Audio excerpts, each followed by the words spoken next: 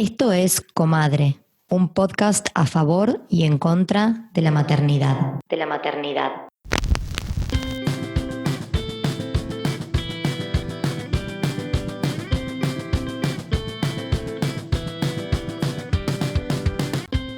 En este episodio vamos a hablar de maternidades refugiadas.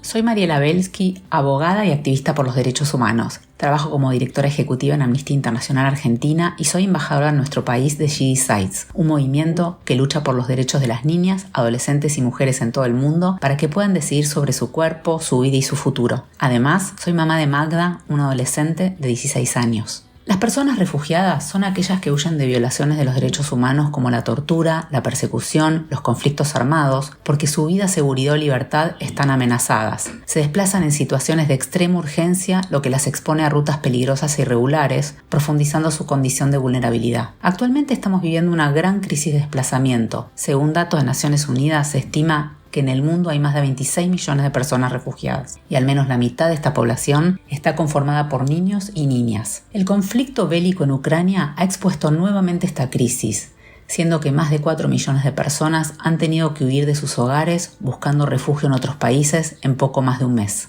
Amnistía Internacional trabaja a nivel global para que los gobiernos asuman sus obligaciones internacionales protegiendo los derechos de las personas refugiadas, solicitantes de asilo y migrantes. A través de investigación, actividades de incidencia y difusión y apoyo económico, damos visibilidad ante casos de violaciones a los derechos humanos y demandamos respeto al derecho internacional. Por ejemplo, en la crisis de Afganistán ayudamos a 40 grupos familiares con asistencia médica, recursos para uso personal y reubicación en localidades seguras. Específicamente en Argentina, la organización apoya el patrocinio comunitario de personas refugiadas, un esquema que permite el trabajo colaborativo entre el Estado y la comunidad local en la integración de personas con necesidades de protección internacional.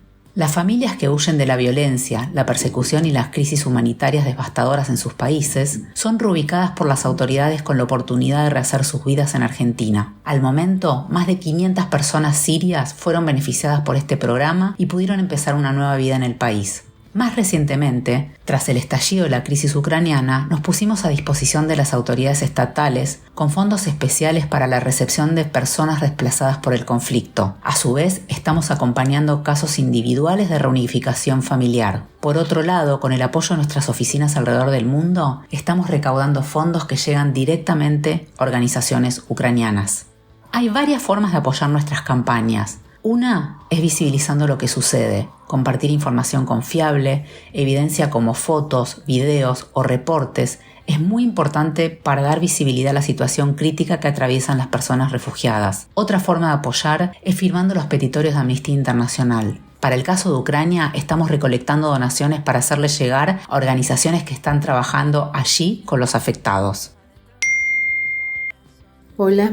Mi nombre es Yuruani Moreno, soy venezolana, tengo 48 años de edad, casada, con 2 hijas, la mayor tiene 15 y la menor tiene 9, ambas estudiantes.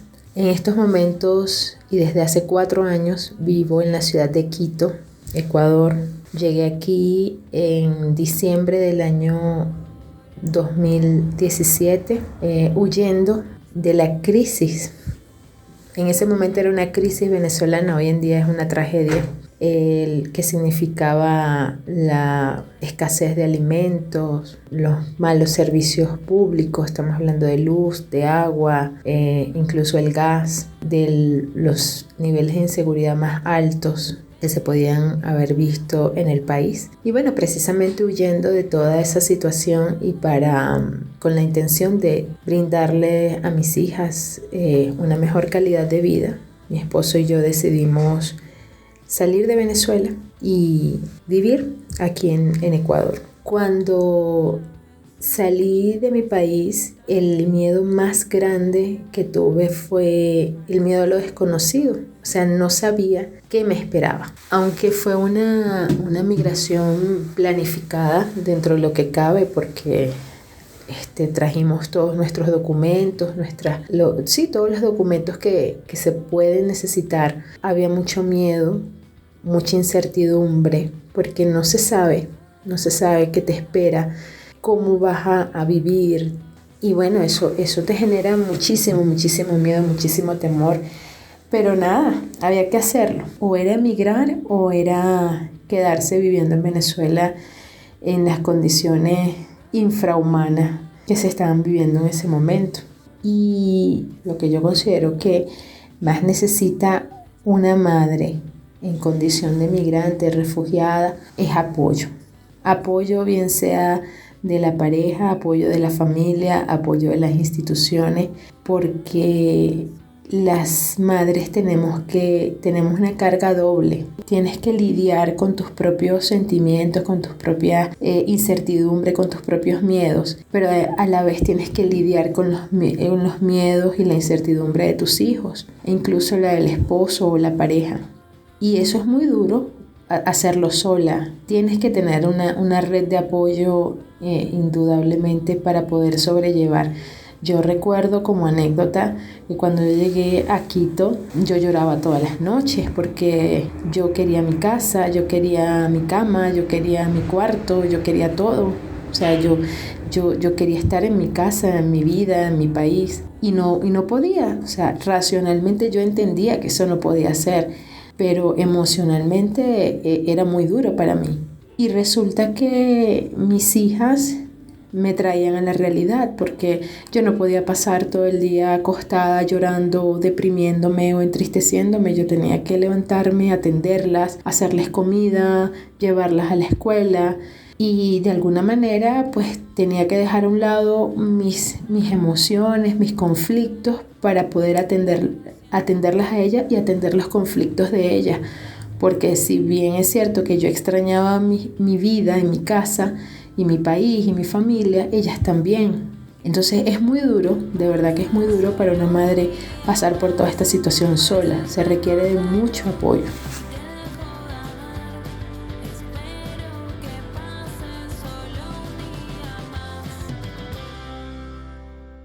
Hola, Hola, estamos al aire. estamos al aire. Siempre que estamos al aire decimos que no podemos creer que estamos al aire porque hay como un montón de peripecias para llegar a estar al aire, pero en esta oportunidad es porque nos convoca un tema que para mí es el más desafiante que hemos encarado desde que empezó Comadre. Por lejos, por lejos. Por eso tenemos una invitada, pero vamos a ir por orden, no alfabético, a presentarnos y contar quiénes somos. Yo soy Victoria Viola, me encuentran en Instagram como B de Viola y encuentran a Comadre Podcast como @comadrepodcast.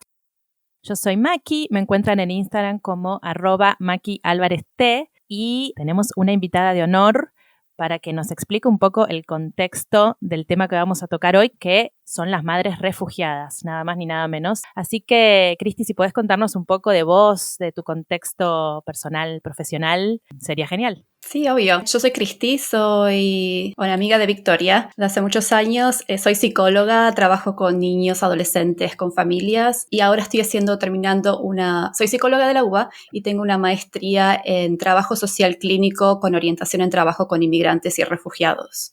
Y tengo experiencia, en Argentina trabajando con inmigrantes y en Estados Unidos, donde vivo desde 2014 trabajando con familias refugiadas. ¿En qué parte de Estados Unidos, Cristi? Contanos.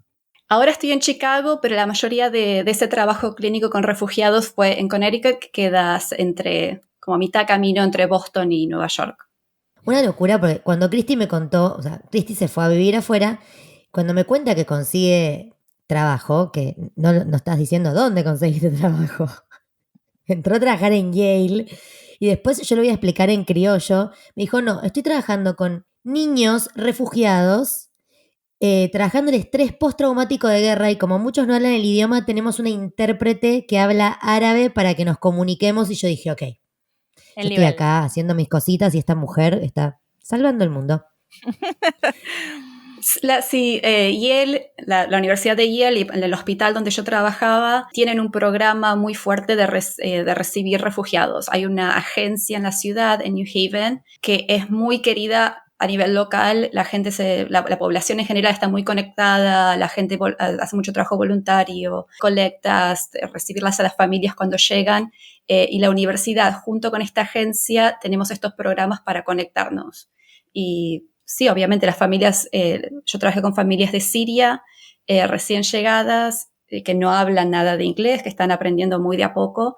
Entonces teníamos traductores en vivo en la sesión, que también habían sido refugiados en algún momento. Entonces la sesión era, digamos, muy rica en ese sentido de que culturalmente entienden la experiencia de los refugiados, pero también muchas de las historias que escuchan son propias. Entonces toda la emoción que se crea en el momento, como muy denso, pero también muy enriquecedor.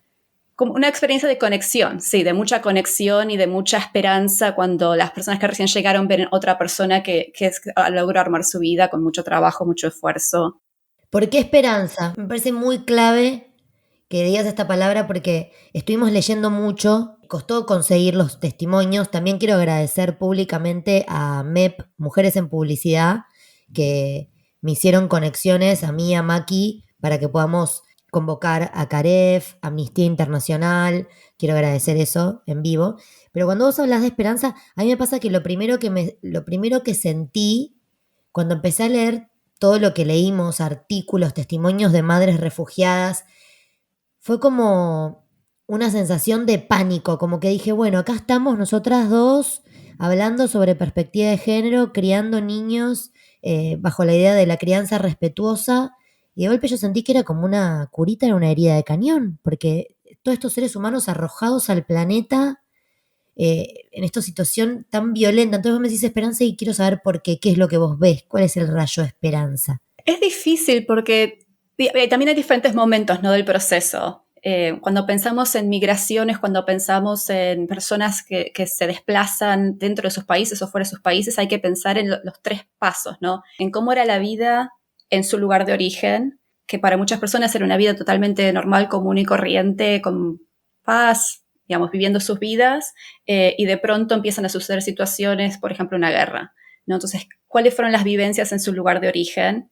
Después, ¿cuáles son las vivencias en el proceso de traslado? Y después, ¿cuáles son las vivencias y las experiencias cuando llegan al lugar del destino? Y cuando uno lo piensa en esos 3 pasos de la disrupción en la vida, en su lugar de origen, el trauma que viven, por ejemplo, ahora con la guerra de las bombas, los disparos, las personas muertas, la invasión, ese trauma, después el trauma del traslado, eso tampoco es fácil y es un proceso, a veces es incluso peor que lo que estaban viviendo cuando estaban en su lugar de origen. Y cuando llegan al nuevo lugar, no es que las cosas de pronto son fáciles, ¿no? Bueno, en parte hay que procesar todo lo que pasó, en parte se sienten más seguras, como la integridad física no está en riesgo, pero después hay un montón de nuevas cosas con las que lidiar, como aprender un nuevo lenguaje, aprender sobre una nueva cultura, nuevas formas de ser, nuevas dinámicas familiares, los traumas que se viven en el país de llegada, por ejemplo, para las familias musulmanes, la islamofobia que la viven constantemente, la discriminación, el racismo.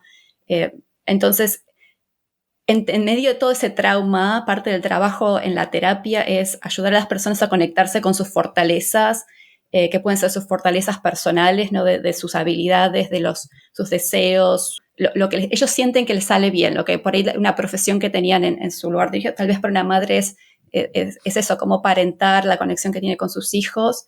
Y después sus fortalezas culturales, ¿no?, que puede ser su vida espiritual, su vida religiosa, sus valores sociales, sus valores culturales, y conectarlos con eso y ver cómo pueden usar algunas de sus fortalezas para empezar a rearmar algo en el nuevo lugar. Claro. Y ahí es donde aparecen los pequeños pedacitos de esperanza en todo lo difícil que les está sucediendo.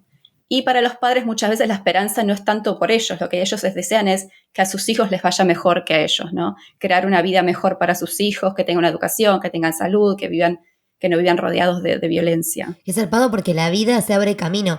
Vos decís esto y pienso en un podcast que escuché que investigando, eran relatos de refugiados, era una familia siria que se habían ido cuando ya el avance de ISIS dentro del país era insostenible. Primero migraron a Turquía y después terminaron llegando a Grecia, donde tenían que caminar un rato largo para conseguir agua, y el entrevistador les preguntaba, ¿por qué están todos? O sea, me dio gracia la pregunta porque era como muy rústica, pero tenía sentido. Era, ¿por qué están todos tan felices? ¿Por qué están todos sonriendo mientras los entrevisto cuando me están contando algo? Y el tipo dice, porque sobrevivimos, porque estamos acá, porque está toda mi familia junta, porque mis hijas están teniendo sueños nuevos de, bueno, mejorar su inglés, volver a los campos de refugiados para ayudar a los que llegan. Y decís como, la vida se abre camino, como se te organizan las prioridades. Olvídate de los problemitas burgueses de la cotidianeidad.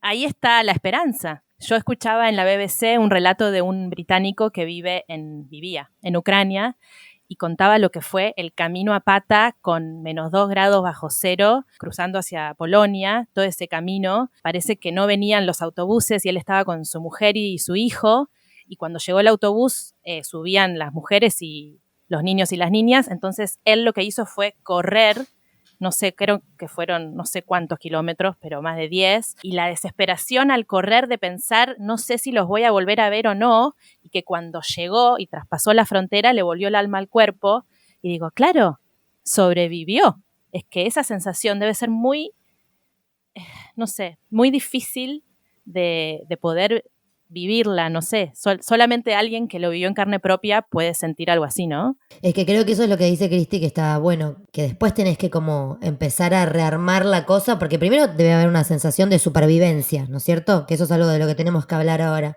Y después empezar a reconstruir cuando baja la adrenalina, totalmente. baja la necesidad de supervivencia y es encontrarte con lo que está. ¿Qué hago? En relación a las, bueno, lo que siempre nos compete a nosotras, que son las madres y sus hijes. Vos habías hecho una aclaración fuera del aire que me parece importante que la pongamos ahora, que la traigamos ahora a la mesa, que es que no vamos a generalizar. ¿Y qué más me habías dicho vos que es importante que mencionemos? Bueno, que no queremos hablar por las madres. No es nuestra experiencia, no es mi experiencia personal. Yo puedo hablar de mi experiencia trabajando con ellas y compartir algo de sus experiencias, pero no podemos generalizar que estas son las experiencias de todos los refugiados, todas las refugiadas, todas las madres. Voy a intentar hacer justicia a lo que ellas me han relatado, me han contado, pero no hay nada como escucharlo, ¿no? de la persona que te quiere contar, y muchas personas quieren contar su historia. Hay algo también sanador en compartir y lograr esa empatía en otros y conectar con otras personas y dar testimonio de las experiencias. No, es imposible y tampoco vas a poder contarnos todas las historias, pero si pudiéramos hacer como un dibujo de, hablemos como, o patrones, o intereses, o necesidades que vos veías o desafíos que nos podés compartir de ese trabajo que vos realizaste con mamás y niñes. ¿Por dónde quieren que empecemos? Buena pregunta. Bueno, empecemos por las madres. Las madres, pensando, ¿no? en los diferentes momentos, ¿no? El antes, el durante y la llegada, ¿no? Muchas de las madres hablan de cómo sus propias, su deseo de acompañar a los niños, de ayudarlos, de la forma en que parentaban, de darles amor a sus hijos, de repente también cambió, ¿no? Y cómo eso lo pueden vivir con mucha culpa, de que tal vez antes eran madres como muy cálidas, de ayudarlos, de acompañar, de si los hijos tenían algún problema, de estar disponibles, y cuando el estrés de las situaciones, ¿no? Se vuelve la supervivencia, se vuelve lo primordial, todo eso queda como de lado. Un niño que llora cuando estás intentando esconderte para que no te maten, es un niño que pone tu vida y su vida en riesgo, y el niño tal vez no entiende lo que está pasando, pero como madre la prioridad es callarlo. Y la forma en que tal vez una madre le pide silencio a un niño en una situación de paz es muy diferente en una situación de desesperación. Entonces, mucho del proceso que hacíamos en terapia era ayudar a esas madres que lo vivían con muchísima culpa, que notaron que después de eso cambió la relación con sus hijos, de estar muy confundida, ¿no? Que estoy en esta situación de mucho miedo y hasta mi mamá me da miedo de pronto, ¿no? Porque me está hablando de una forma que no es normal, una forma que no estoy habituado, una forma que me lo está pidiendo, que da miedo. Entonces, procesar eso en la terapia, de cómo fue una circunstancia de ese momento, de validar a la madre. En ese momento hiciste lo que fue necesario para sobrevivir. La prioridad era mantenerte a vos y a tus hijos vivos, y eso fue lo que salió. Pero ahora hay que reparar algo de esa relación.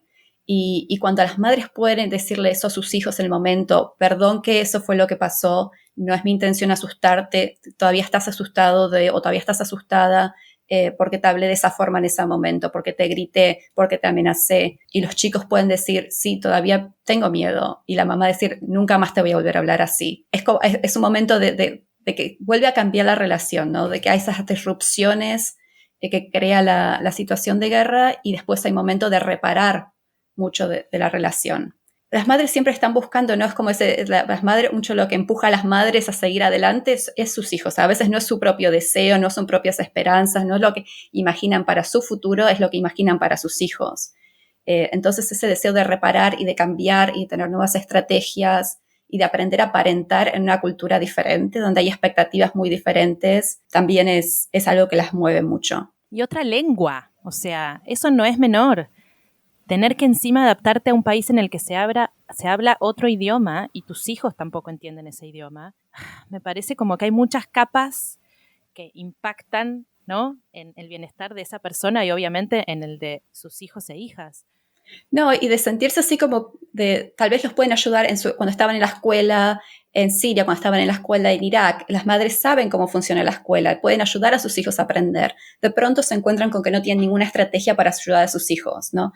Entonces, todas esas habilidades que las madres, o esa self-efficacy en inglés, como de sentirse eficaces, ¿no? Yo sé hacer esto, puedo hacerlo, tengo las estrategias. Cuando mis hijos me necesitan, sé que tengo una respuesta, de pronto no tener respuestas para nada, ¿no? Entonces sentirse, no estoy siendo buena madre, no puedo ayudarlos, tienen que ir a buscar ayuda en la maestra, tienen que ir a buscar ayuda en la agencia, en la trabajadora social que nos ayuda a entender, no sé qué reunión de padres, o cómo hacer una tarea, o cómo ir al dentista. Se dependen otras personas, ¿no? Entonces, cómo es el autoestima también de la madre, de pronto está como lastimado también, de no ser la persona que puede estar ahí para ayudar a sus hijos. Qué locura, porque claro, el bagaje a la culpa que ya nace con un hijo, que es como casi intrínseca de la maternidad y que tanto combatimos en este podcast, se le suma todo esto. Y creo que por eso es tan importante que hagamos este episodio, porque siento que, sobre todo en Argentina, que es donde está nuestra mayor cantidad de oyentes, hay una idea de que los refugiados son algo y las refugiadas son personas que están en otro planeta, como que están lejos. Ahora con el conflicto, eso lo hablábamos con Maki, ¿no? Con el conflicto ucraniano, Occidente como que empezó a prestar más atención a lo que eran los refugiados. Yo siempre tuve un interés particular por Medio Oriente, como la región en sí misma me parece interesante. De hecho, si tiramos un par de números, en general vos, Maki, sos más precisa, pero hay, ¿cuánto? 86 millones de refugiados. Sí, eso también es algo que teníamos que aclarar, la diferenciación, porque el audio que recibimos de Amnistía dice que el número de refugiados en el mundo es 26 millones, pero según lo que vimos en los informes de la ONU es 86 millones. Pero Cristi, si querés, explica vos la diferencia en la nomenclatura de la condición de inmigrante. Sin ser abogada, mi entendimiento es 86, 82 millones es el número de personas desplazadas forzosamente de su lugar de origen, que puede ser un desplazamiento dentro del mismo país, a una región diferente, o desplazamiento a otro país, que en general son países vecinos. La condición de refugiado, o sea, el estatus legal de refugiado, es un estatus legal muy específico que tiene que ver con acuerdos internacionales. Entonces, puede ser que refugiados, personas con estatus de refugiados sean 26 millones, pero personas que están desplazadas forzosamente son muchísimas más. Claro, por otras razones también, por persecución religiosa, persecución política, como que hay varios factores, no solo la guerra. No, crisis económica. Sí, personas de la comunidad. Económica, claro. Sí.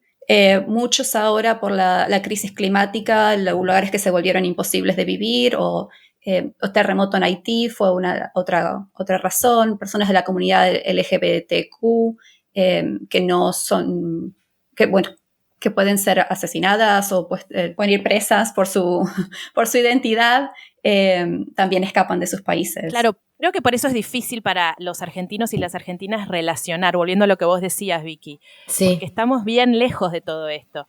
Pero lo que yo también quería traer es que nosotros, la gente de Argentina, proviene la mayoría de una ola de inmigración masiva que hubo en fines del siglo XIX y principios del siglo XX. Entraron a Argentina 1,5 millones de europeos, la mayoría italianos y españoles.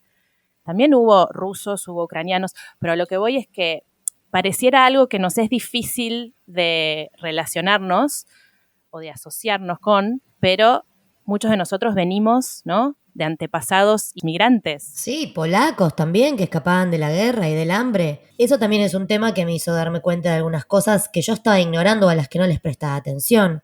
O sea, nosotros tenemos, y de hecho lo estábamos hablando antes de salir al aire, nosotros tenemos una gran inmigración venezolana. Un montón de personas venezolanas que conozco vinieron a estudiar y tienen la tranquilidad de que su familia está bien y eligieron Argentina como un destino porque les pareció un destino interesante para vivir o desafiante a nivel profesional. Pero un montonazo. Creo que era el mismo número que la cantidad de refugiados sirios, y Siria está o estuvo en guerra durante 10 años, ¿no?, si no me equivoco. Es un número enorme el de venezolanos, pero no sé si hay tanta información al respecto. La mayoría, en situación más difícil, se van para Colombia o para Ecuador. Por lo que leí, en Ecuador hay como 500.000 refugiados venezolanos. De hecho, más adelante vamos a compartir el testimonio de una madre venezolana que está refugiada en Ecuador. Pero sí, lo que pasa en Venezuela no sé si está al alcance de todos y todas, ¿no? Creo que se ignora en gran parte, por lo menos en Argentina. Y, que es lo que quería decir, que no, vamos saltando como de una liana a la otra, me parece muy importante este episodio porque creo que hay una llave en la empatía. Si una puede, como madre, tratar de englobar con la mente, como aunque sea una porción de lo que esas familias sienten cuando tienen que dejar su ciudad, su casa, sus cosas. Yo veía fotos en el diario de casas de ucranianes que eran como la mía, como si yo ahora me tomara el buque con los juguetes tirados como están, como cuando vos conectás un poco con eso, siento que tiene que abrirse una empatía y una tolerancia y un mirar al extranjero que vino a nuestro país con otro respeto, ¿no? Porque son personas que han atravesado Mordor y están acá y con voluntad de trabajar y aportando al sistema y haciendo cosas que a veces las personas que residimos en el país no queremos hacer. Entonces digo, si esa gente después de la crueldad y el sufrimiento al que se enfrentan llegan a un país donde no son recibidas como con lo mínimo para poder volver a empezar, como qué humanidad somos, ¿entendés? Como si te pones a investigar un toque, tenés que desarrollar empatía. Por eso me parece importantísimo este episodio. Y saben que acá en Reino Unido, no sé cómo es en Estados Unidos, pero hay un discurso bastante xenófobo en el que dicen vienen para aprovecharse de los benefits de nuestro país. Y bueno, de hecho, hace 5 años que votaron Brexit, ¿no? Es como que hay un discurso difícil y creo que está bueno que nosotras hagamos un episodio sobre esto porque también me parece que hay que invitar a la gente a pensar en la condición de refugiado, refugiada o de inmigrante indocumentado o inmigrante irregular, y entender, ¿no?, por lo que tuvieron que pasar. Como que nadie levanta las cosas y se va de un día para el otro a otro país porque le da la gana. Por lo general es porque están pasándola muy mal y sus derechos están siendo vulnerados. Y ni hablar si tienen familia. O sea, a mí me estresa irme de vacaciones. Mirá lo que te pongo el ejemplo White People Problem. A mí me estresa irme de vacaciones, armar un bolso con un pibe y elegí hacer todo eso. Como que a veces siento que la gente no se pone un segundito en los zapatos de otro que tuvo que dejarlo todo. Acá estoy viendo números precisos. Hay 84 millones de personas que fueron forzadas, tipo displaced, como reubicadas forzosamente en el mundo. Esto es, estoy viendo la página de UN Refugee Agency o sea, de la ONU de los refugiados. Los números precisos son: sirios hay 6.8 millones, venezolanos hay 4.1, afganos hay 2.6, del sur de Sudán del Sur 2.2 y de Myanmar 1.1. Para como volver a la psique y a los niños y a lo que Cristi nos puede enriquecer tanto compartiendo. Entre las cosas que nos pasó Cristi, nos pasó una charla TED de una chica siria que era psicóloga y que dice, bueno, quiero derramar lo que sé, que la vamos a compartir después en redes, quiero derramar lo que sé para ayudar a la gente que está en crisis en este momento, porque yo lo estoy viendo por televisión, pero esto está pasando, no es una película. Y esa chica hablaba como de la buena voluntad de los mapadres para trabajar, y me da alegría porque coincide con esto que vos me estás trayendo, que es que hay un deseo de mejorar y de reconectar. ¿Y qué pasa con los niños? ¿Qué observaste vos de los niños? Los niños sabemos que en general ellos están tan bien como los adultos que los acompañan, ¿no? Los niños necesitan que esos adultos primarios, ya sea madre, padre, un abuelo, un tío, digamos, la persona, los adultos significantes en su vida, que estén disponibles para organizar sus experiencias. Y cuanto más difícil es para los adultos organizar las experiencias, explicar el mundo, ayudarlos a organizar sus emociones, pensamientos, sus acciones, ¿no? Y explicar qué es lo que pasa, por qué pasa esto, ahí es cuando los niños tienen más dificultades. Entonces, el trabajo con las madres, con los padres, con las personas, los adultos que están con los niños, ahí es cuando es súper importante. Los niños no están aislados en el mundo, ¿no? Los niños en general, esperemos siempre, sean parte de una familia. Cuando el niño no tiene una familia es un problema. Entonces, los niños, las niñas, como que están alineados. Siempre, ¿no? Uno vive en un contexto social, en un contexto familiar, en un contexto cultural. Entonces, los niños reflejan mucho de lo que está pasando alrededor. En general también hay muchas experiencias diferentes dependiendo de todos estos contextos, pero muchos de los que llegaban a mi consultorio era porque estaban teniendo dificultades grandes en controlar sus emociones, sus comportamientos, en aprender en la escuela, en pelearse con los hermanitos, con los padres. Entonces empezábamos a pensar todo este proceso, ¿no? De qué era lo que había creado estas disrupciones, qué es lo que estaba pasando con ellos mismos. Los niños lo que sienten es de pronto su mundo cambió completamente. Y si los adultos no lo entendemos, mucho menos los niños. Y los adultos que tienen que ayudarlos tampoco entienden qué es lo que está sucediendo. Entonces los niños muchas veces lo que dicen es, siento que me estoy volviendo loco, siento que me estoy volviendo loca, porque el mundo de pronto se enloqueció alrededor de ellos, ¿no? Es ese caos, nada está organizado, ¿no? Uno no puede saber qué es lo que va a pasar el día siguiente. Lo que pasa hoy y lo que pasa mañana pueden ser completamente diferentes. Y al mismo tiempo sienten como que están perdiendo el control de sus propios cuerpos, de sus propias emociones. Y los niños dicen, bueno, le pegué a mi hermanita y no sé por qué, me enojé y le pegué. Y eso no es algo que yo hacía antes, pero siento que no me puedo controlar. Siento que no puedo dormir, tengo las pesadillas todas las noches. Entonces sentirse eso como fuera de control completamente y esa sensación de me estoy volviendo loco. Entonces parte del tratamiento también es como validar y normalizar muchas de estas reacciones. Esto es lo que normalmente sucede cuando una persona vive una situación traumática. No te estás volviendo loco, sí, no sentís todavía que podés controlar tus emociones, tu cuerpo, tus reacciones, pero es parte del proceso ayudarte a que todo eso mejore y que vos te sientas más en control. Entonces el trabajo conjuntamente con los adultos, con los padres y con los niños para que de a poco vayan logrando sentirse más en control de sus vidas, de sus cuerpos, de sus emociones. ¿Y qué pasa con la barrera? Porque, con la barrera de hacer terapia. Porque, en Argentina es súper popular, pero estimo, desde mi desconocimiento absoluto, que en los países, por ejemplo, de Medio Oriente no debe ser algo muy común la terapia. No, para nada. ¿Cómo sucede? ¿Cómo atravesás esa barrera de poder alcanzar a dar esa ayuda? Es difícil porque las personas además llegan al país y no tienen que hacer como todos estos procesos, ¿no? Tenés que ir al médico a que te pongan las vacunas, tenés que ir a la escuela a inscribir a tus hijos, y hay muchas cosas que tenés que hacer de pronto, ¿no? Y sintiéndote que todavía no perteneces, las personas son como, hacen lo que uno les dice, ¿no? Que no quieren romper las reglas, no quieren crear ningún problema. Entonces tal vez alguien les dice, tenés que ir a terapia y aparecen en terapia sin saber por qué están en terapia, pero alguien les dijo, su hijo tiene problemas en la escuela, tiene que ir a tal lugar. Entonces llegan sin tener ninguna idea de qué es la salud mental, de qué es una terapia, de cuál es la relación terapéutica. Entonces mucho del proceso es también enseñarles y educarlos sobre qué es, cómo los puede ayudar. Y existe muchísimo estigma, ¿no? de estar loco. Entonces, cómo correrse de ese estigma, aprender mucho por parte de las agencias, de la clínica donde yo trabajaba, cómo recibirlos, cómo darles una bienvenida, cómo ayudarlos teniendo los traductores, siendo culturalmente responsables.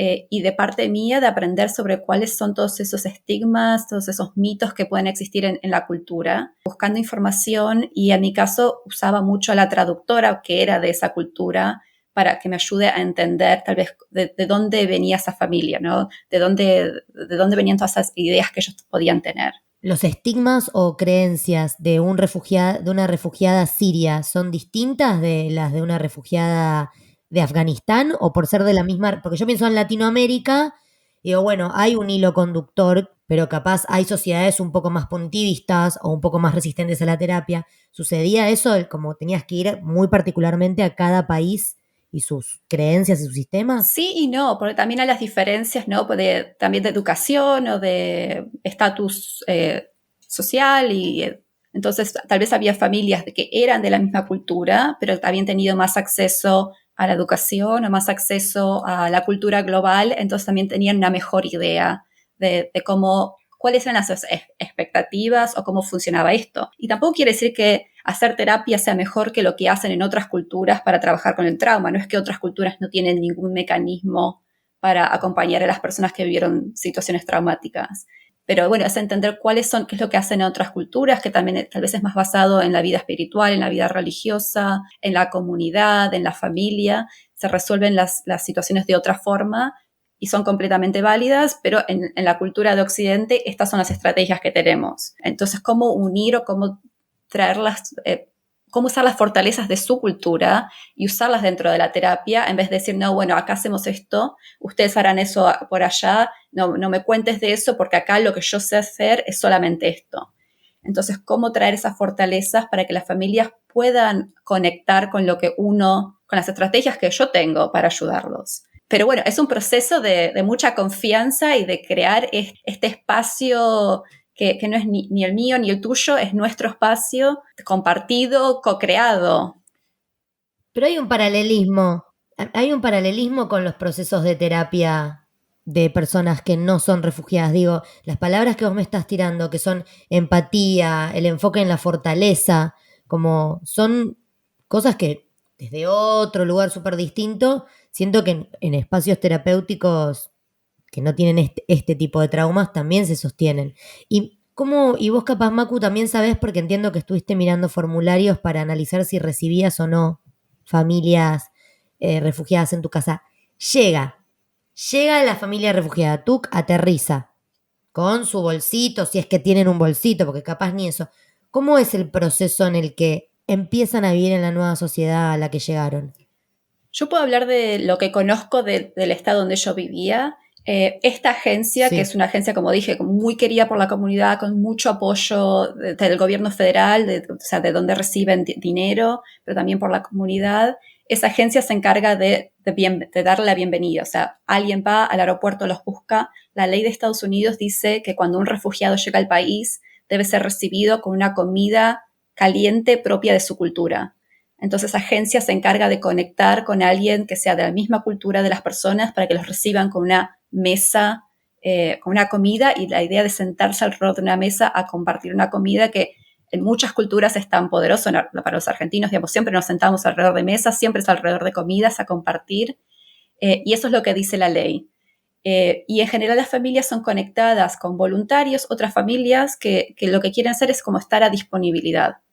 ¿No? Entonces, cuando recién llegan, que se les hace, no sé, la cita para que vayan al doctor, que vayan al pediatra, que vayan al dentista, que se pongan las vacunas, es tal vez simplemente eso, llevarlos en el auto, pasarlos a buscar por la casa, llevarlos. La agencia esta se encarga de buscarles un departamento donde pueden vivir por un periodo determinado de tiempo y buscarles y ayudarlos a buscar trabajo. Las personas acá en Estados Unidos tienen que devolver, digamos, los pasajes y todo eso se les dan como a préstamo, ellos tienen que devolver el dinero. Entonces eso es como otro mito de lo que vos decías, Maki, ¿no? De esta idea de que vienen para aprovecharse de todo. Los refugiados tienen apoyos, tienen ayudas, pero no es para siempre. Las personas tienen como bastante rápido, tienen que conseguir trabajo y tienen que poder devolver esa plata y tienen que poder seguir sosteniéndose. Ay, encima. Entonces hay como un empuje también muy rápido de parte de ellos de tengo que salir adelante, tengo que organizarme, porque si no es acá, ¿es a dónde? Esta es como mi única oportunidad. Es lo único que me queda. Mirá si pusieran la misma guita que ponen en el aparato de guerra, que no se la devuelven a nadie. No, pero bueno, así estamos. Hablando de eso, acá en UK se lanzó un programa desde el gobierno para que las personas civiles que viven en UK y tienen el espacio y quieran colaborar, pueden llenar un formulario y registrar interés y recibir a gente que viene de Ucrania. Y yo lo llené y todavía no recibimos ningún tipo de información, pero lo que me decía Nick, mi marido, es que como yo vivo en una zona rural al norte de Gales, lo que me decía es, no creo que estén interesados en nuestra casa porque ellos quieren que la gente que viene de Ucrania se instale en las ciudades porque para ellos es más fácil conseguir trabajo en ciudades. Acá tengo un colectivo que los deja en una ciudad a 10 minutos, pero es un poco más complicado, ¿no? Pero los refugiados, una vez que se instalan en el nuevo país, pasa un tiempo, no sé cuánto, pero se convierten en ciudadanos. Si es que no vuelven a su país. Pero yo pienso en las cosas logísticas, ¿no? Suponte que ocurre que yo recibo una familia refugiada en mi casa. Luz, gas, teléfono, supermercado, ¿todo eso lo pagaría la familia que los recibe? En UK, el gobierno te da 350 pounds por mes. No sé si por familia o por persona refugiada que hospedás. Ok. Pero te dan plata. Y tiene que ser por 6 meses mínimo. Claro, porque capaz está el deseo y el amor y el espacio físico, pero no te da la economía para cargarte una familia de 5 ucranianes en tu casa, ¿entendés? Para darle de comer. Yo te digo que llenamos el formulario y yo sentí cierto nerviosismo porque sé que se alteraría muchísimo la rutina y como bien dijiste vos antes, Cristi, para los niños y las niñas la rutina es esencial en su bienestar. Y yo pensaba, claro, de repente tener una familia que habla otro idioma, mis hijos que no van a poder comunicarse, como que sería un poco disruptivo también, pero bueno, la verdad que sentí que teniendo un cuarto de más, podía ser de ayuda, pero todavía no nos comunicaron nada. Lo que decías, Maki, también esto de las rutinas, las disrupciones, me hizo acordar también algo que pasa también con las familias refugiadas es que llegan al nuevo destino y muchas dinámicas familiares cambian. Por ejemplo, muchas mujeres en sus países de origen no pueden trabajar, ¿no? Porque culturalmente no es la costumbre, pero de pronto cuando se encuentran en Estados Unidos, un sueldo no es suficiente, entonces de pronto las mujeres tienen que salir a trabajar. Entonces la dinámica familiar, la dinámica de pareja tiene que cambiar y hacer esos cambios no es fácil. Los cambios que se dan son tan grandes, ¿no? Desde el idioma, pero también al interno a la familia. Es que ya migrar en una condición privilegiada es muy estresante, es como renacer, es tener que conocer el sistema educativo, el sistema de salud, la cantidad de formularios. ¿Otro idioma, chicas? Ustedes trabajan en otro idioma todo el día. Es una locura. O sea, la envergadura de la experiencia no creo que nunca sea, o sea, no sé si algún día voy a poder entenderla. No, es mucho, completamente se sacude todo en la vida de las personas y las pequeñas cosas que tal vez pensaron que iban a seguir igual, de pronto tienen que cambiar por eso mismo. No, y además la situación de saber que capaz no podés volver al lugar del que te fuiste, porque ustedes cuando se toman un avión, o sea, obviamente teniendo los recursos y con el privilegio y demás, pero acá está Argentina. O sea, yo he trabajado con personas de Siria que, bueno, iban a visitar un rato y era como una situación de mucha tensión y no se podían quedar y se les quedaron familiares allá o ya no les queda nadie. O sea, no tienen un lugar al que llamar hogar, ¿entendés? Es muy inmenso. ¿Y qué les parece si escuchamos el testimonio de la refugiada de Venezuela que participó? Muchas gracias a las 2 mujeres que participaron de este episodio y Sí. charlamos un poco sobre eso. Hola, mucho gusto. Mi nombre es Albani Colina, tengo 28 años de edad, de nacionalidad venezolana, tengo 2 niños, una niña de 7 años, un niño de 3 años.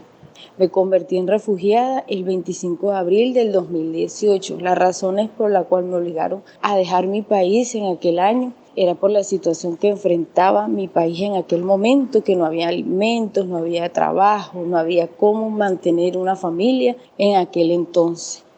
Y el miedo más grande que yo pude enfrentar en ese momento era el dejar mi país, convertirme en una refugiada en un país donde las costumbres eran totalmente distintas a la mía, donde dejaba mi hogar, donde dejaba mi familia, donde dejaba mi mamá, donde dejé muchos sueños de trabajar, de estudiar, de salir adelante. Mi miedo más grande era enfrentarme a un nuevo país donde no sabía cultura, donde no sabía lo que podía enfrentar en ese momento, unas manos vacías porque no llevaba dinero, un estómago hambriento, que mi hija pudiera comer en el camino, que pudiera pagar un puesto de un asiento, de un autobús. Y bueno, lo que las madres necesitamos para atravesar una situación tan fuerte como ser refugiada, emigrante, sin papeles, sin dinero, primero es mucha fortaleza y muchas ganas de salir adelante por nuestros hijos. Muchas ganas de salir adelante, mucha fortaleza,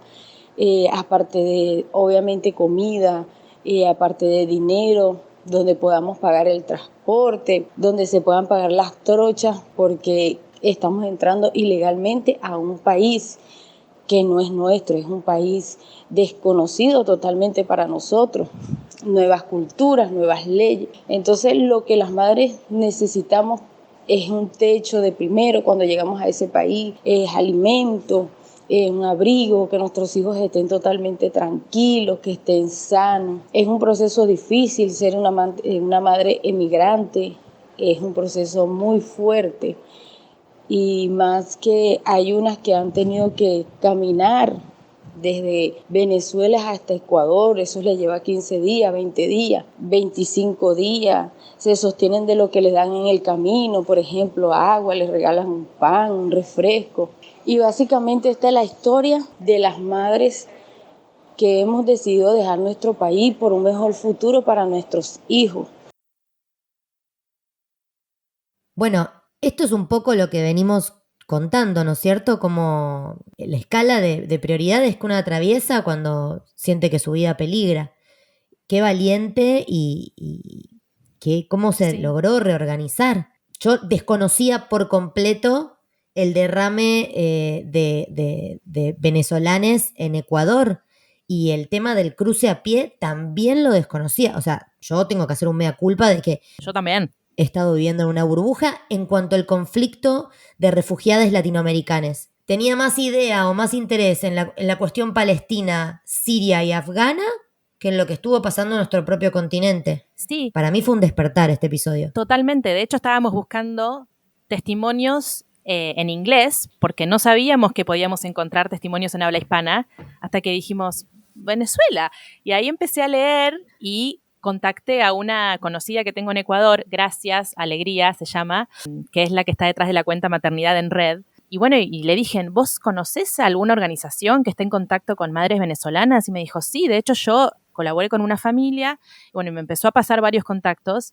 Así que muchísimas gracias a las dos. El primer testimonio, bueno, los dos me dejaron así bastante afectada, pero no me olvido del primero porque dice que lo que le pasaba es que se acostaba y lloraba todas las noches en su cama queriendo volver a su casa, pero claro, teniendo dos hijas adolescentes que necesitaban de ella, ¿no? Tenía que levantarse y seguir con su vida porque ellas también estaban igual de hechas mierda. Es lo que dice Cristi, básicamente, como que se puede encontrar como un dibujo, y es lo que dice también la charla TED, que en la charla TED esta que vamos a compartir después, la chica que comparte la investigación dice que mandaron formularios, primero un kit en una hoja rápido de como para normalizar ciertas conductas en los niños en situación de guerra. Y el segundo papel que ella aclara, también mandábamos un lápiz, pues claro que te puede faltar un lápiz en ese contexto. La respuesta fue del 60%, una tasa de 60% de participación de mapadres viviendo en contexto de guerra interesados en herramientas para poder mejorar la calidad de vida de sus hijos. Porque digo, a veces lo que también creo que pasa es que se deshumaniza a estas personas. Se las ve desde como si fueran personajes cinematográficos, y son personas que tenían una vida organizada. De hecho, en los testimonios que leímos, había una chica ucraniana que tenía turno con el odontólogo para llevar a su hija, que qué sé yo, a mí me pasaría ahora que saco el turno, me lo dan dentro de 30 días, y yendo al odontólogo vio los hongos de humo de las bombas que tiraban en Rusia, y pasó de un turno con el odontólogo a pinchar el radiador para poder sacar agua para tomar y para darle de tomar a sus hijas. Entonces digo, son personas con herramientas, con crianzas activas, conectadas con sus hijos, que todo revienta por el aire. ¿Por qué perderían el interés por empatizar o por, digo, en el momento en que las cosas se reorganizan, o mismo estando en estos contextos, prima ese deseo de maternar? Y a mí me alucina y me lleva a pensar en el Holocausto, y que me acuerdo que en algún momento leí que la menor tasa de desnutrición estaban lactantes. Y decís, qué increíble, cómo empuja la vida, ¿entendés?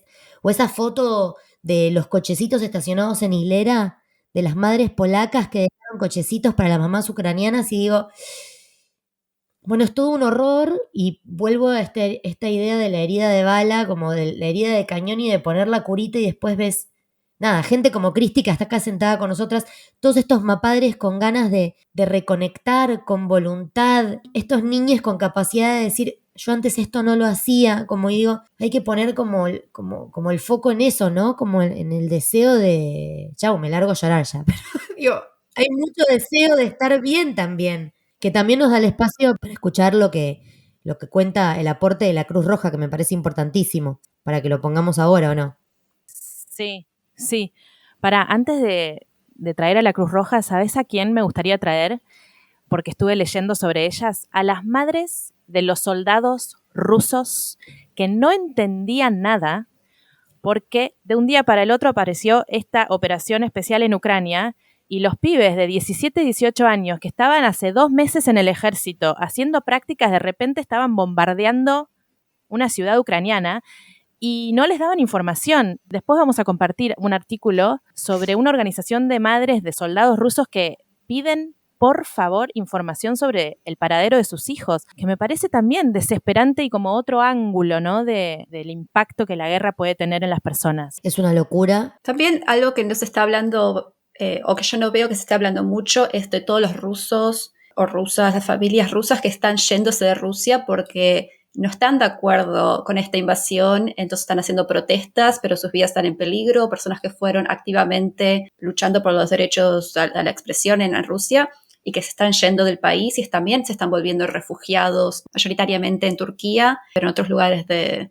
Europa también. ¿Dónde les dan la bienvenida a esos rusos, no? Pues yo estuve trabajando ahora con una rusa americana y me decía eso, que ella tiene familia en Moscú y me dice, ¿a dónde vamos los ruses? Porque los ucranianos, bueno, los están recibiendo en toda Europa, pero a los rusos, ¿quién los recibe? Sí, los niños rusos y cómo van a ser recibidos en muchos lugares, con mucha discriminación, culpándolos de la situación. Claro. Entonces, ¿cómo conectar con todas estas personas que estuvieron trabajando o que quieren seguir trabajando para que esto termine? Desde su lugar, pero también con mucho miedo y que lograron o que desearon escapar y que están escapando. Turquía es el país con mayor cantidad de refugiados en el mundo, por lo que leí. ¿En serio? Que no sabía, sí. Sé que tienen un campamento muy grande de refugiados sirios, pero no sabía que era el más grande del mundo. Quiero decir, porque no lo iba a decir, pero lo voy a decir, que todo esto que está pasando, ¿a quién tienes atrás tomando las decisiones? A varones heterosis, patriarcales, ¿no es cierto? Porque este desaguisado, perdón, pero lo tenía que decir, porque me da mucho enojo. Puede haber un par de minas también involucradas, pero la verdad es que todo este quilombo, ¿quién lo arma? ¿No?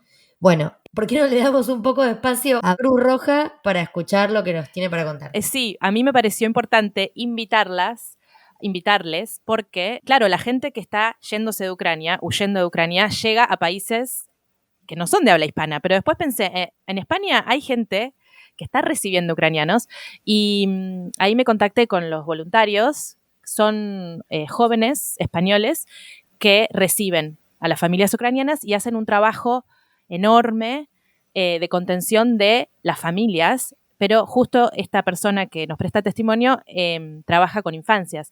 Entonces, veamos qué nos cuenta de lo que está pasando en este momento en España. Hola, soy Nuria, tengo 28 años y soy voluntaria de Cruz Roja Juventud y ahora mismo estoy haciendo voluntariado en el dispositivo del proyecto ESIE en Cataluña. El proyecto tiene como objetivo acompañar a niños, niñas y jóvenes en situaciones de emergencia, como la que estamos viviendo en el conflicto de Ucrania. Desde Cruz Roja Juventud, mediante el juego y el valor pedagógico del ocio, garantizamos los derechos de la infancia que pueden verse vulnerados en situaciones de emergencia. Es por eso que la entidad estamos trabajando en 2 actividades. La primera, justo cuando las personas refugiadas llegan, y en ese momento tenemos un espacio para que los niños y niñas puedan descansar del viaje y entretenerse mientras su familia inicia los trámites de llegada al nuevo país de acogida. y una segunda actividad en los alojamientos donde se ofrecen actividades de tiempo libre con el fin que niñas y niños y jóvenes vivan esta situación con menos estrés de lo que ésta supone. Ahora mismo se calcula la llegada de aproximadamente 50.000 personas en busca de refugio en España, siendo el perfil de las personas que llegan mayoritariamente mujeres, niños y niñas. Nuestra labor con las madres es ofrecerles la cobertura personalizada de las necesidades básicas y asistencia jurídica y laboral, así como también apoyo emocional. Estas acciones se realizan con las madres mientras los infantes están con el voluntariado de juventud o también junto a toda la unidad familiar y hacen estas actividades. Cruz Roja Juventud se encarga de cubrir las necesidades de niños, niñas y jóvenes en referencia a material escolar y juguetes, para así poder seguir desarrollándose sin dejar de vivir su infancia. Debemos tener en cuenta que la etapa educativa en la que se encuentran estos niños y niñas es esencial para su crecimiento y la suya se ha visto interrumpida por una causa ajena a ellos y a ellas. Y es nuestra labor garantizar sus derechos. Una forma de colaborar con Cruz Roja es mediante la donación económica, que esta llega a las sedes de Cruz Roja en el territorio de conflicto y países adyacentes. Bueno, qué importante, ¿no? Que haya gente que se ocupa del espacio del juego en esos niños y esas niñas cuyas vidas están patas para arriba y me parece esencial que haya alguien ocupándose de ellos mientras sus padres tratan de entender lo que está pasando, hablando con quienes tengan que hablar, haciendo los trámites pertinentes, pero que no se descuide el espacio de juego en esos niños y esas niñas. Cristi, contanos vos cómo fue tu experiencia con esa población, digamos, con las infancias. En el contexto de terapia, uno usa mucho el juego para procesar experiencias, ¿no? Muchas veces para los niños lo que no pueden decir con palabras lo pueden mostrar a través de dibujos, lo pueden mostrar a través del juego.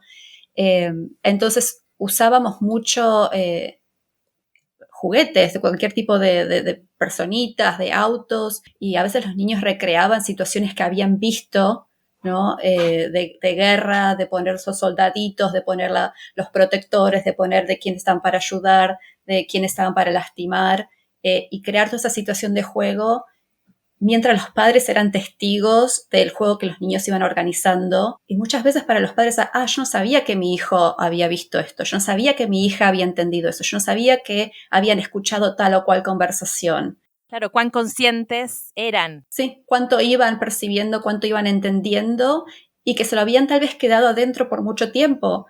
Porque los niños tampoco ven que sus padres no están bien o que los adultos en su vida no están bien, que están lidiando con todas sus emociones, entonces no quieren sumar a eso. Entonces, hasta que no se crea un espacio explícito, que puede ser en la terapia, puede ser en otro lugar, para traer todos esos recuerdos, esas emociones, no comparten. Pero cuando uno les da la oportunidad de compartir, muestran mucho a través del juego.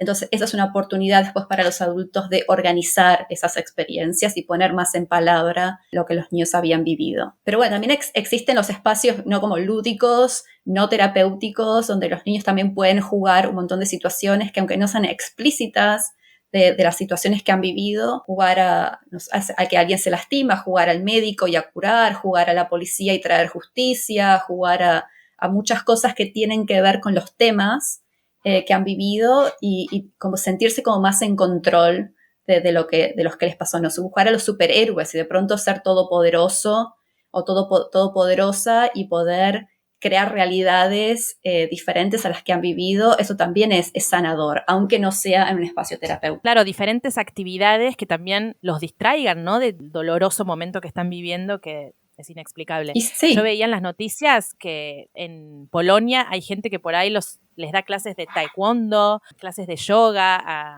a niños y a niñas y adolescentes. Y había un voluntario que decía que los veía llegar como con caras vacías, dijo empty faces, y yo me quedé con esa frase. Y claro, en los gimnasios y en los lugares donde están ahí hospedándose, estos lugares temporarios, me imagino que debe ser muy difícil encontrar espacios en donde conectar con uno mismo.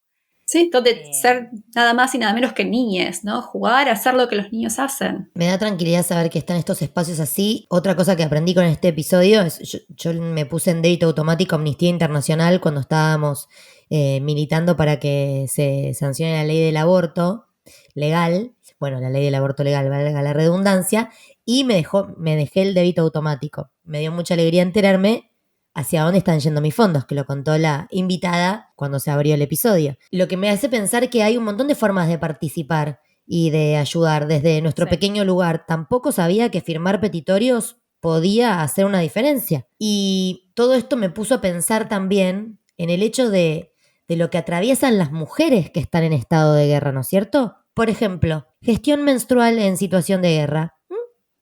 Como, ¿hay toallita? Embarazos. Y los números de los embarazos.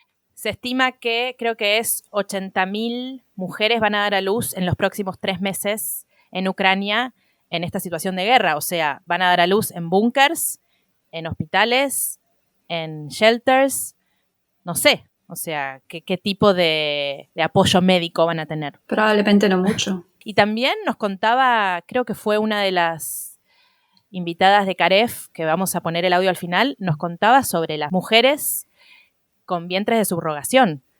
Esas mujeres quedaron en Ucrania, las madres que iban a quedarse con esos bebés se fueron. Ahí hay un conflicto que da para otro episodio.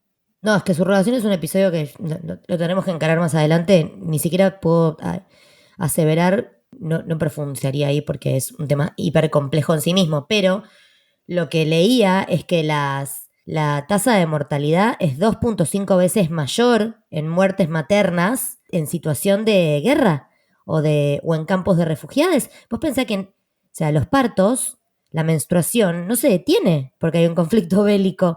Hay mujeres que están dando a luz en subtes o que se les adelanta el parto por la situación de estrés. Entonces digo, es importante que desde nuestro lugar, por más pequeño que parezca, porque a veces el humano tiene esa característica que es como, lo que yo puedo hacer no es tanto, güey, cuelgo. ¿No? ¿Para qué? Si no va a hacer la diferencia. Sí, capaz es ínfimo, capaz es una donación mensual, capaz es firmar un petitorio, capaz es empezar por cuestionarte tus propios privilegios, correrte un poco del lugar de la desconfianza. Conversar, iniciar conversaciones sobre este tema.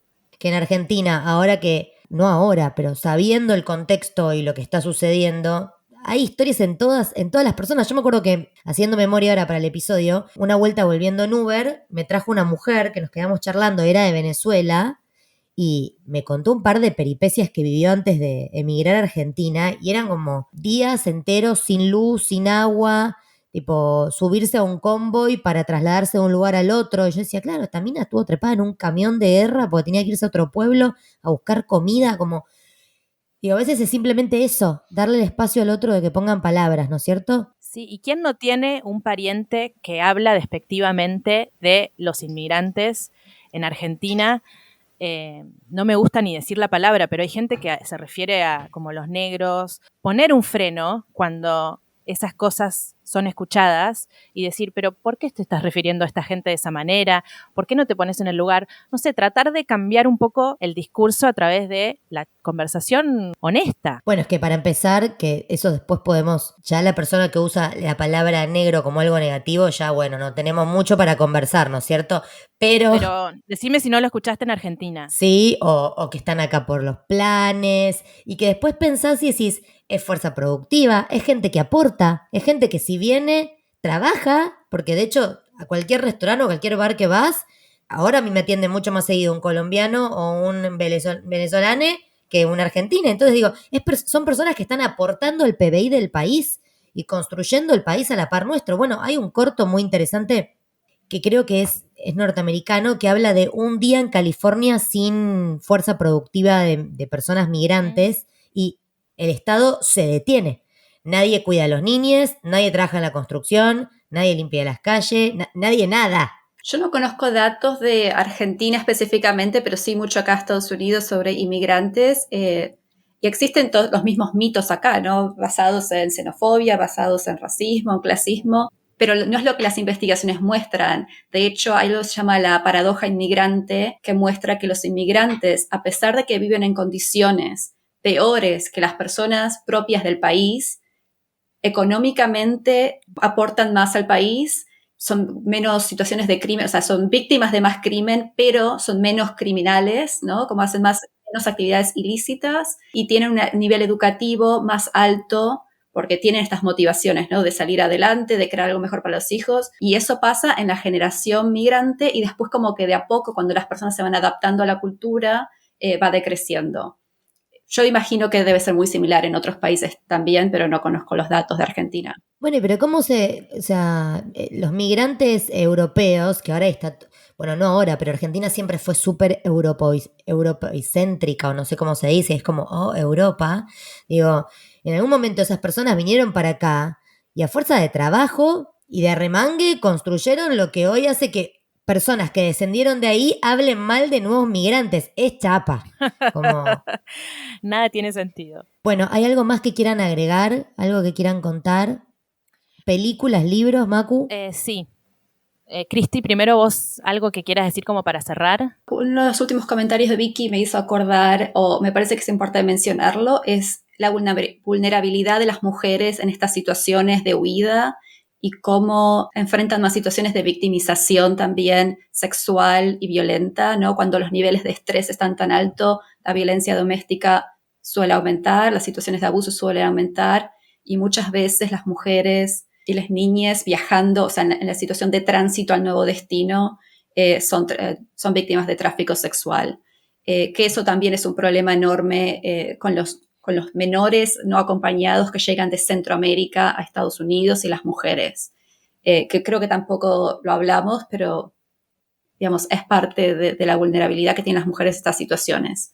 Y me parecía que es importante también mencionarlo porque suma a esta experiencia de las mujeres refugiadas, de los niños refugiados. Pero me parece que lo más importante siempre es destacar las fortalezas de las personas, las habilidades que traen, los deseos, las esperanzas y cómo desde ahí uno tiene que partir a empatizar con las personas y a conectarlos y ayudarlos desde los lugares que uno tenga, ¿no? Para mí lo terapéutico desde mi profesión, pero también puede ser desde lo comunitario y siendo voluntario en alguna asociación que reciba refugiados o a nivel más grande para pedir que se implementen políticas para recibir refugiados, para prevenir que haya refugiados en otros países, o sea, para prevenir que las personas tengan que irse de sus países, lo que sea que uno pueda hacer desde su lugar, de hacerlo.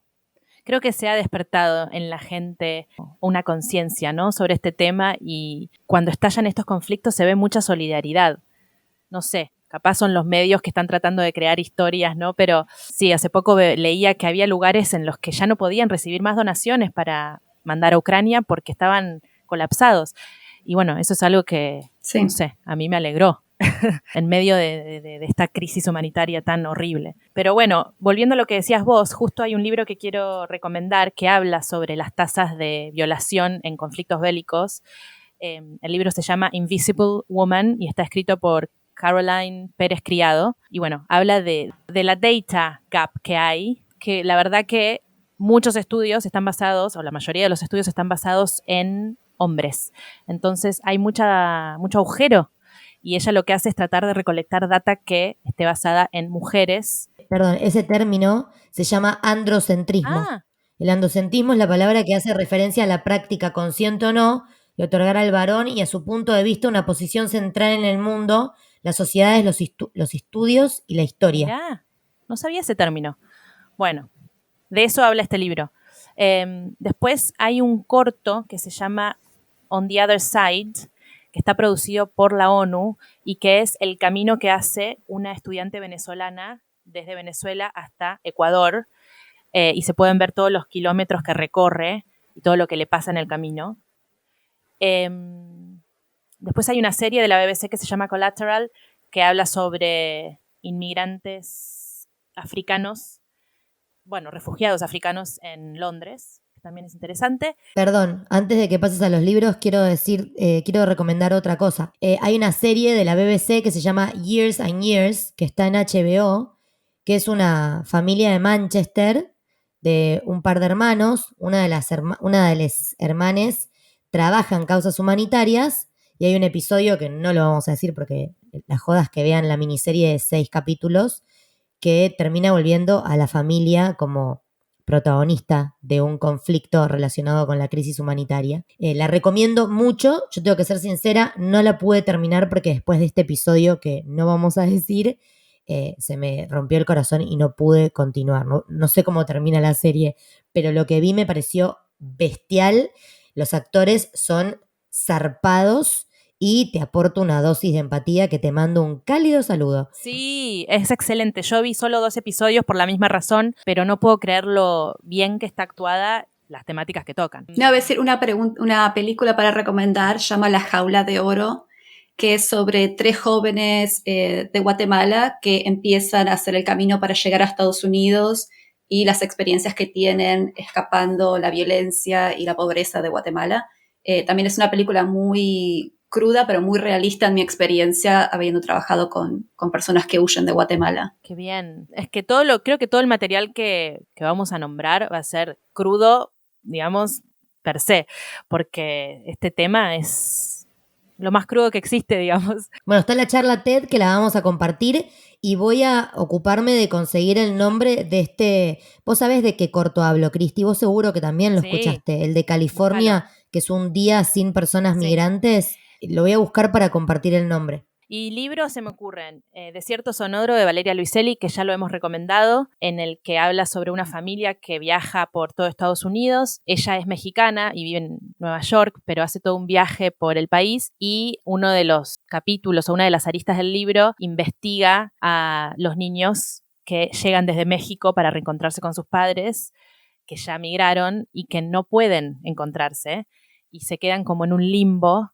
Bueno, el libro es excelente y toca esta temática, digamos, poniendo el foco en la infancia. Pues uno de mis libros preferidos, que se llama Léxico Familiar, de Natalia Ginsburg, habla sobre su familia también. Es un relato familiar, pero cuenta su experiencia en la Segunda Guerra Mundial. Ella tiene que irse de Torino con sus 3 hijos y se escapan a un pueblo perdido y cuenta cómo salir a jugar con sus hijos ya era toda una osadía y todo un relato muy verídico, porque es autobiográfico, sobre la guerra desde el punto de vista de esta autora maravillosa. Seguramente no, hay un montón de libros que hablan sobre la guerra poniendo el foco en las mujeres, pero bueno, se me vinieron esos 2 a la mente. ¿Estás buscando el nombre, Vicky, de la serie?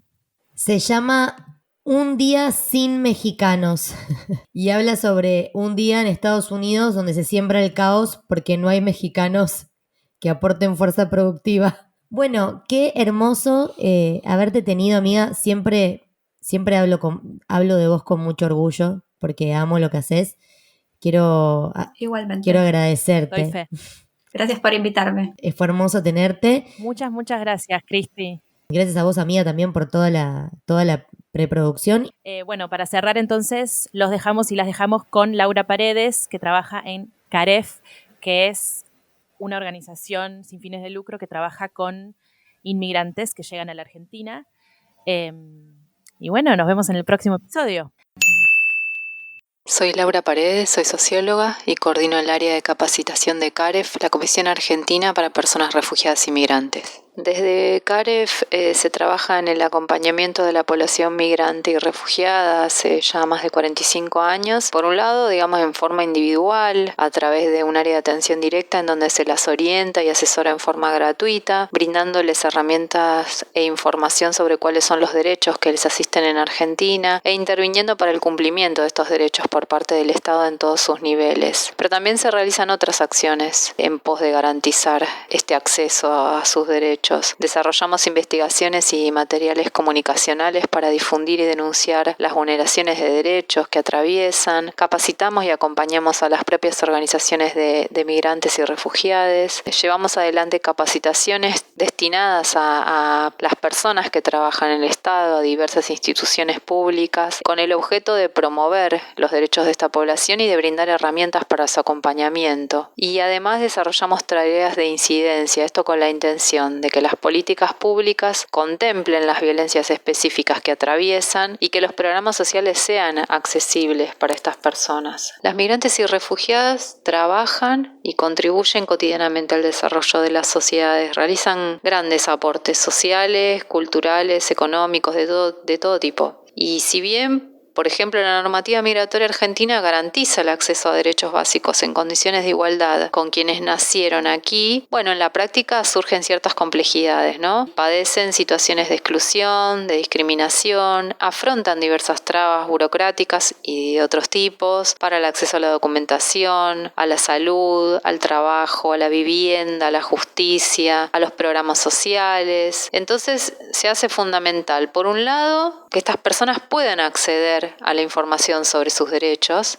Y también, que puedan acceder a ciertas redes de contención y acompañamiento, ¿no? Si pensamos, por ejemplo, en una madre recientemente llegada a Argentina, con hijos a cargo, sin redes, ¿no? Sin redes familiares o sociales de contención, de acompañamiento, o mismo para distribuir la carga, digamos, de tareas de cuidado, se hace realmente fundamental esto, ¿no? Poder ahí tejer nuevas redes. Y también se hace muy importante, justamente que la ley se cumpla. Y acá hablamos no solamente de la responsabilidad del Estado en sí, en el respeto de estos derechos, sino de lo que podemos aportar, todos para la construcción de una sociedad inclusiva. Desde nuestros espacios laborales, profesionales, personales, contribuir para que no se reproduzcan estas situaciones de violencia, de discriminación, de estigmatización de esta población, ¿no? Ahí aparecen, diversos estereotipos que circulan en torno a, por ejemplo, las mujeres madres, migrantes y refugiadas en Argentina. Realmente implica una diferencia taxativa en la calidad de vida de quienes llegan al país. Y además habla de un entramado social basado en la igualdad entre las personas, ¿no? Que es algo no menor.